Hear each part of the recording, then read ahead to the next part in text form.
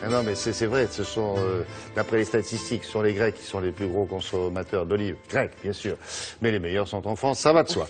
On vous parle de ça parce qu'on est en pleine saison de cueillette des olives. Tout ça, ça va se transformer. C'est la pleine récolte pendant tout le mois de novembre. Expliquez-nous ce qu'on appelle la cueillette artisanale. Alors, en fait, il n'y a pas une huile, mais deux huiles d'olive. C'est vrai que cette huile a pris de l'importance dans notre vie quotidienne, elle est bien installée. Et on a deux types d'huile. On a l'industrielle. Là, tout est automatisé. C'est une huile qui est bonne, qui est réalisée avec des olives de qualité, mais tout est automatique. On appuie sur des boutons. Ça se passe avec une extraction par centrifugeuse. Bref, on en fait 450 litres à peu près par jour et par moulin. Et c'est une huile qu'on va apprécier dans la cuisine, qu'on peut faire cuire sans aucun problème. Et puis parallèlement, vous avez encore quelques moulins traditionnels et artisanaux. Il y en a une vingtaine qui persistent dans le sud de la France, où là c'est la méthode à l'ancienne. C'est-à-dire que les olives sont vraiment, bon, d'abord broyées à la meule, puis pressées. C'est une huile qui se fait par pressage. On prend les huiles et voilà, à froid évidemment, à température ambiante, moins de 25 degrés toujours, sinon on perd les qualités gustatives du produit. Et avec ce pressage traditionnel, on va avoir des arômes qui sont complètement différents. On va retrouver un goût de foin ou de pain d'épices. Bref, c'est une huile qu'on va évidemment consommer cru dans une salade. Donc les deux sont valables, c'est pas forcément pour la même utilisation. Nous, on s'est intéressé à l'artisanal parce qu'il y en a de moins en moins de procédés artisanaux. Donc nous nous sommes rendus dans le Var à La Farlède, visiter un moulin où depuis 4 générations, eh bien, on persiste et signe.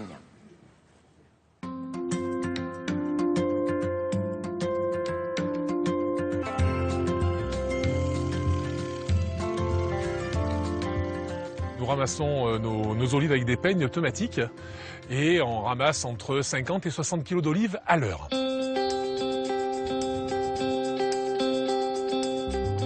L'olivier fait entre 20 et 25 kg d'olives. Une récolte annuelle avec nos oliviculteurs tourne entre 250 et 270 tonnes d'olives annuellement.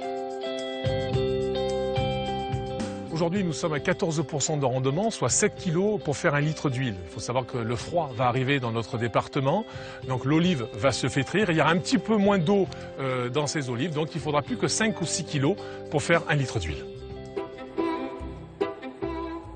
Nous mettons ces olives directement dans la meule à olives. Nous allons mettre 280 kg dans la meule, donc elle va tourner pendant 45 minutes. Ça va former une pâte d'olive noire.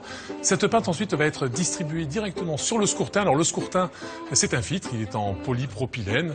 Et donc nous mettons 5 scourtins, une plaque en fer, 5 scourtins, pour avoir une hauteur de 2 mètres de haut. C'est plus ou moins 150 scourtins. Et nous le mettons ensuite sous la presse. Après le pressage, l'huile et l'eau arrivent directement dans le bassin de décantation, car dans une olive, il y a 80% d'eau. L'huile, bien sûr, étant plus légère, va remonter en surface, l'eau restant en dessous. Mon grand-père l'a ramassée avec 2 outils, la feuille et la casse. Aujourd'hui, nous, bien sûr, nous la ramassons avec une centrifugeuse, un outil un peu plus rapide, qui va séparer l'huile de l'eau. L'huile peut être consommée de suite ou être stockée directement dans une cuve en inox où elle peut être gardée pendant 18 mois sans aucun souci. La petite particularité que nous avons dans ce moulin, ce petit must, c'est que nous faisons aussi des huiles aromatisées et nous mettons du basilic et de l'ail directement dans la meule avec les olives et ça dégage un parfum très puissant.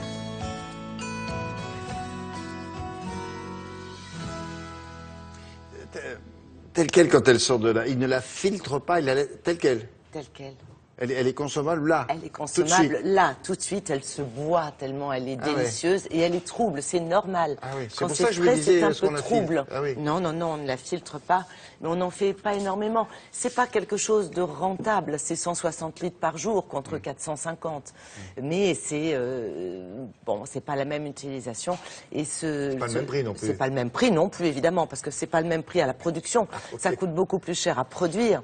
Il y a beaucoup plus de main d'œuvre. Alors évidemment, en prix de vente, c'est beaucoup plus cher, mais c'est un petit plaisir, un petit luxe que l'on peut quand même s'offrir. Là, il a mis du basilic et de l'ail, là, non? Alors, moi, j'ai goûté celle avec de l'ail et du basilic, qui lui a valu d'ailleurs différentes médailles d'or, d'argent. Dans voilà, des concours dans agricoles. des concours, voilà, exactement. D'accord.